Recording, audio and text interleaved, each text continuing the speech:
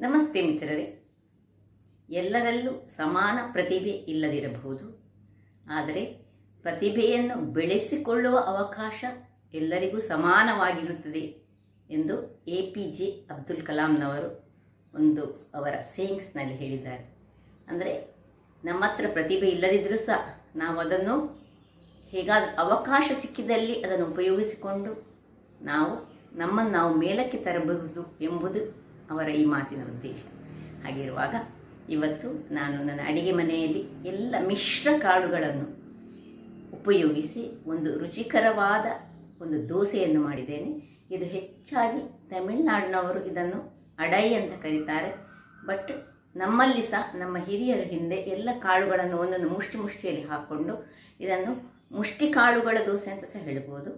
ಹಾಗಿರುವಾಗ ಈ ದೋಸೆಯನ್ನು ಹೇಗೆ ಮಾಡುವುದು, ಅದನ್ನು ಯಾವ ರೀತಿಯ ಚಟ್ನಿಯಲ್ಲಿ ತಿನ್ಬೋದಾ ಅಥವಾ ಬೆಲ್ಲದಲ್ಲಿ ತಿನ್ಬೋದಾ, ಅದು ನಿಮಗೆ ಬಿಟ್ಟದ್ದು. ಹಾಗಿರುವಾಗ ಬನ್ನಿ, ಈ ಒಂದು ದೋಸೆಯನ್ನು ಹೇಗೆ ಮಾಡುವುದು ಎಂದು ನೋಡುವ ಮೊದಲು ಯಾರೆಲ್ಲ ನನ್ನ ಚಾನಲನ್ನು ನೋಡ್ತಿದ್ದೀರಿ, ಯಾರೆಲ್ಲ ಇನ್ನೂ ಸಬ್ಸ್ಕ್ರೈಬ್ ಮಾಡಿಲ್ಲ, ದಯವಿಟ್ಟು ಸಬ್ಸ್ಕ್ರೈಬ್ ಮಾಡಿ, ಸಪೋರ್ಟ್ ಮಾಡಿ ಅಂತ ಹೇಳುತ್ತಾ ಬನ್ನಿ ಅಡಿಗೆ ಮನೆಗೆ ಹೋಗೋಣ.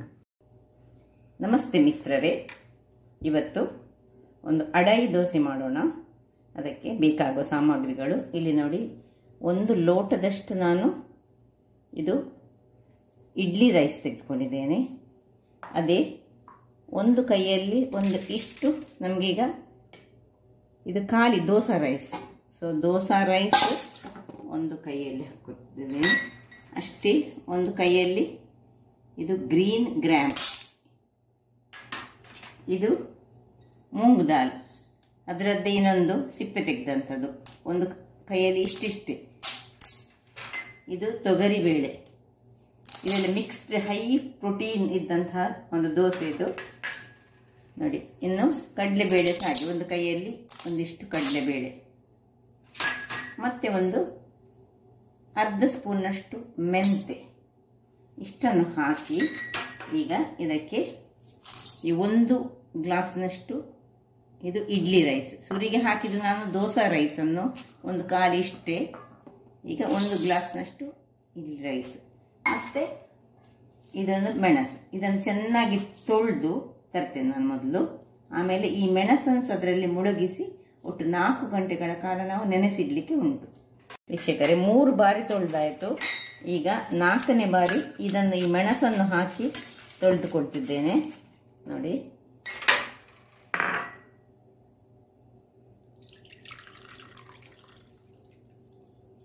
ನಾಲ್ಕನೇ ಬಾರಿ ತೊಳೆಯುವಾಗ ಸಹ ಇಷ್ಟು ಬಂತು ನೋಡಿ ಅದರಲ್ಲಿ. ಇನ್ನು ಇದಕ್ಕೆ ನೀರನ್ನು ಹಾಕಿ ಒಂದು 4 ಗಂಟೆಗಳ ಕಾಲ, ಮಿನಿಮಮ್ 4 ಗಂಟೆಗಳ ಕಾಲ ಇದನ್ನು ಮುಳುಗಿಸಿಟ್ಟು ಸೋಕ್ ಮಾಡಿಡೋಣ. ಇನ್ನು 4 ಗಂಟೆಗಳ ನಂತರ ನಮ್ಮ ಕೆಲಸ, ಇದನ್ನು ಮುಚ್ತೇನೆ. ವೀಕ್ಷಕರೇ, ಇಲ್ಲಿ ನೋಡಿ 5 ಗಂಟೆಗಳ ಕಾಲ ನಾನು ಇದನ್ನು ನೆನೆಸಿಟ್ಟುಕೊಂಡಿದ್ದೇನೆ ನೋಡಿ. ಈ ಕೆಂಪು ಮೆಣಸು ಹೇಗೆ ಉಬ್ಬಿದೆ ನೋಡಿ ಇದರಲ್ಲಿ ಮೆಣಸಿನಲ್ಲಿ. ಈಗ ಈ ಒಂದು ಮಿಕ್ಸಿ ಜಾರ್ನಲ್ಲಿ ಇವುಗಳನ್ನೆಲ್ಲ ಹಾಕೊಳ್ಳೋ ಮೊದಲು ಈಗ ನಮಗೆ ನೋಡಿ ಸ್ವಲ್ಪ ಜೀರ ಬೇಕು, ಒಂದು ಅರ್ಧ ಚಮಚ ಜೀರ, 1 ಬೆಳ್ಳುಳ್ಳಿ, 1/4 ಇಂಚಿನಷ್ಟು ಶುಂಠಿಯನ್ನು ಕತ್ತರಿಸಿಟ್ಟುಕೊಂಡಿದ್ದೇನೆ, ಮತ್ತು ಬಡೆ ಸೊಪ್ಪು 1/4 ಚಮಚ, ಮತ್ತು ಹಿಂಗು ಬೇಕು, ಹಿಂಗು. ಈಗ ಕೊನೆಗೆ ಈ ಮಾಡಿಟ್ಟ ಹಿಟ್ಟಿಗೆ ನೀರುಳ್ಳಿ ಮತ್ತು ಈ ಕೊತ್ತಂಬರಿ ಸೊಪ್ಪು ಕಟ್ ಮಾಡಿದ್ವಿ.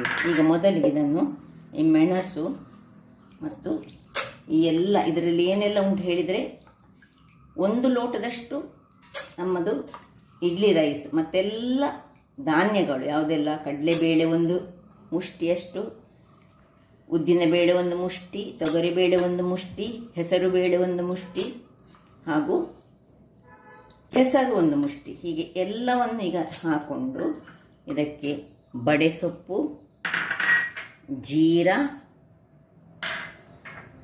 1 ಬೆಳ್ಳುಳ್ಳಿ, 1/4 ಶುಂಠಿ ಮತ್ತು ಹಿಂಗು, ಇದನ್ನೆಲ್ಲ ಹಾಕಿ ನಾನೊಂದು ಗ್ರೈಂಡ್ ಮಾಡಿ ತರ್ತೇನೆ.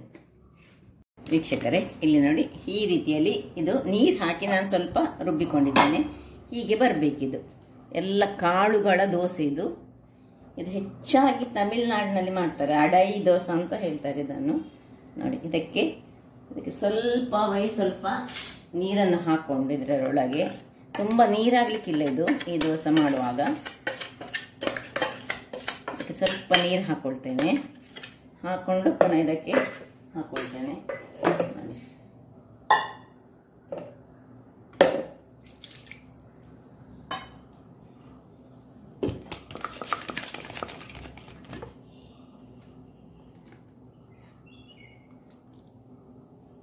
ಇಷ್ಟು ನೀರು ಮಾಡಿಕೊಂಡ್ರೆ ಆಯಿತು. ಇನ್ನು ಇದಕ್ಕೆ ಉಪ್ಪು ಸೇರಿಸ್ಕೊಳ್ಳೋಣ.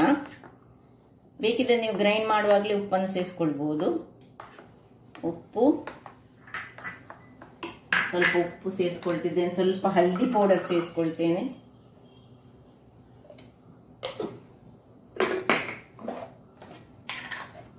ಒಂದು ಸ್ವಲ್ಪ ಪಿಂಚ್ ಆಫ್ ಹಲ್ದಿ. ಇನ್ನು ಈ ನೀರುಳ್ಳಿ ಕಟ್ ಮಾಡಿದ್ದು,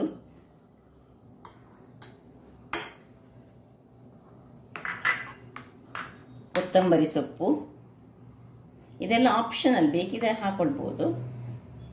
ಹಾಕೊಳ್ಬೇಕಂತ ಏನಿಲ್ಲ, ಇದು ರುಚಿಯನ್ನು ಕೊಡ್ತದೆ ಹೇಳಿ ಹಾಕೊಳ್ಬೇಕು. ಈಗ ಬೇಕಿದ್ರೆ ಒಂದು 5 ನಿಮಿಷ ಇದನ್ನು ಮುಚ್ಚಿಟ್ಕೊಳ್ಳೋಣ. ಅಷ್ಟರಲ್ಲಿ ನಾವು ಒಂದು ಚಟ್ನಿಯನ್ನು ನಾನು ರೆಡಿ ಮಾಡ್ತೇನೆ. ಇದಕ್ಕೆ ಸಿಂಪಲ್ ಚಟ್ನಿ ಸಾಕು ನೋಡಿ. ತೆಂಗಿನಕಾಯಿಯನ್ನು ಯೂಸ್ ಮಾಡಿದಂತಹ, ಯಾವುದೇ ಕೊತ್ತಂಬರಿ ಸೊಪ್ಪು ಹಾಕಿ ಮಾಡಿದಂತಹ ತೆಂಗಿನಕಾಯಿ, ಶುಂಠಿ, ಒಂದು ಬೆಳ್ಳುಳ್ಳಿ, ಚೂರು ಹುಳಿ ಮತ್ತು ಈ ಕೊತ್ತಂಬರಿ ಸೊಪ್ಪು ಸಾಕ್ಬೋದು ಅಥವಾ ತಿಮ್ಮರೆ ಸೊಪ್ಪು ಸಾಕ್ಬೋದು, ಯಾವುದೇ. ಅಥವಾ ನೀವು ಬೇಕಿದ್ದರೆ ಈ ಪುದೀನದು ಸಹ ಮಾಡ್ಬೋದು, ಸೊಪ್ಪಿನ ಚಟ್ನಿ. ಈಗ ನಾನೊಂದು ಇದನ್ನು ಚಟ್ನಿ ಮಾಡಿ ಮತ್ತೆ ದೋಸೆಯನ್ನು ಹೊಯ್ಕೊಳ್ತೇನೆ. ವೀಕ್ಷಕರೇ, ಇಲ್ಲಿ ನೋಡಿ ಚಟ್ನಿ ರೆಡಿಯಾಗಿದೆ. ಇದು ಸೈಡಲ್ಲಿ ಇಟ್ಕೊಳ್ಳೋಣ. ಇಲ್ಲಿ ನಾನು ಒಂದು ಕಬ್ಬಿಣದ ಕಾವಲಿಯನ್ನು ಇಟ್ಕೊಂಡಿದ್ದೇನೆ. ನೀವು ಬೇಕಿದ್ರೆ ನಾನ್ ಸ್ಟಿಕ್ ಕಾವಲಿಯಲ್ಲಿ ಸಹ ಮಾಡ್ಕೊಳ್ಬೋದು. ಇದನ್ನು ಸ್ವಲ್ಪ ಬಿಸಿಯಾಗಲಿ ಅದು. ಇಲ್ಲಿ ನೋಡಿ ಇದು ರೆಡಿಯಾಗಿದೆ. ಇದಕ್ಕೆ ಸ್ವಲ್ಪ ನಾನು ಡ್ರೈ ತೆಂಗಿನ ಚೂರುಗಳನ್ನು ನೋಡಿ ಇದನ್ನು ಸ್ವಲ್ಪ ಹಾಕೊಳ್ತೇನೆ. ಇದು ಟೇಸ್ಟಿಗೆ ಒಳ್ಳೆ ಆಗ್ತದೆ. ಸೊ ಇದು ಹಾಕಿದರೆ ಸಾಕ್ತದೆ, ಹಾಕದಿದೆ ಇದರಲ್ಲಿ ಖಾಲಿ ಎಕ್ಸ್ಟ್ರಾ ನೀರುಳ್ಳಿ ಅದು ಇದೆಲ್ಲ ಬೇಕಿದ್ರೆ ಮಾತ್ರ ಹಾಕೊಳ್ಬಹುದು ವೀಕ್ಷಕರೇ. ಇಲ್ಲಿ ನೋಡಿ ಇದು ಕಾವಲಿ ಕಾಯುವಾಗ ನಾನು ಸ್ವಲ್ಪ ತುಪ್ಪವನ್ನು ಇದರಲ್ಲಿ ಹಾಕೊಳ್ತೇನೆ. ಇನ್ನು ಒಂದು ಸೌಟಿನಷ್ಟು ತೆಗೆದುಕೊಂಡು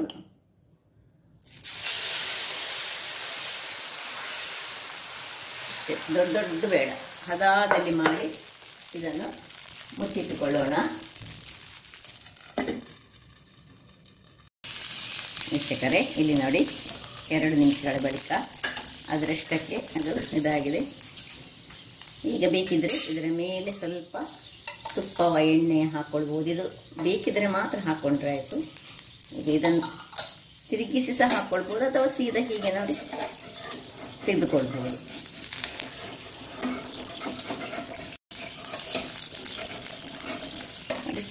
ಹೀಗೆ ಬರ್ತದೆ. ಇದನ್ನು ಬೇಕಾದ್ರೆ ಹೀಗೆ ಸಹ ಹಾಕ್ಕೊಳ್ಬೋದು, ಅಡಿಮೇಲ್ ಮಾಡ್ಕೊಳ್ಬೋದು.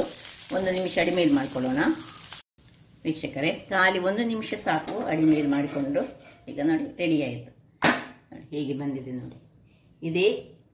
ಇದೇ ರೀತಿಯಲ್ಲಿ ನಾವು ಇನ್ನೊಂದು ದೋಸೆಯನ್ನು ಕೊಯ್ದುಕೊಳ್ಳೋಣ. ಸುರಿಗೆ ಸ್ವಲ್ಪ ತುಪ್ಪ ಸವರ್ಕೊಳ್ಳೋಣ. ಇನ್ನು ಒಂದು ಇದು ಇನ್ಸ್ಟೆಂಟ್ ಆಗಿ ರಾತ್ರಿ ನೆನೆ ಹಾಕಿದರೆ ಸಾಕಾಗ್ತದೆ, ಬೆಳಿಗ್ಗೆ ಮಾಡಬಹುದು. ಸ್ವಲ್ಪ ಹೀಗೆ ಮಾಡಿ ಮುಚ್ಚಿಟ್ಟುಕೊಳ್ಳೋಣ ವೀಕ್ಷಕರೇ. 2ನೇ ದೋಸೆ ರೆಡಿಯಾಗಿದೆ. ಈಗ ಅಷ್ಟೇ, ಅದೇ ರೀತಿಯಲ್ಲಿ ಪರಿಮಳ ಬರ್ತದೆ. ಮಿಶ್ರ ಕಾಳುಗಳ ದೋಸೆ ಇದು. ಸ್ವಲ್ಪ ಮೇಲೆ ಹಾಕೊಳ್ಳೋದು.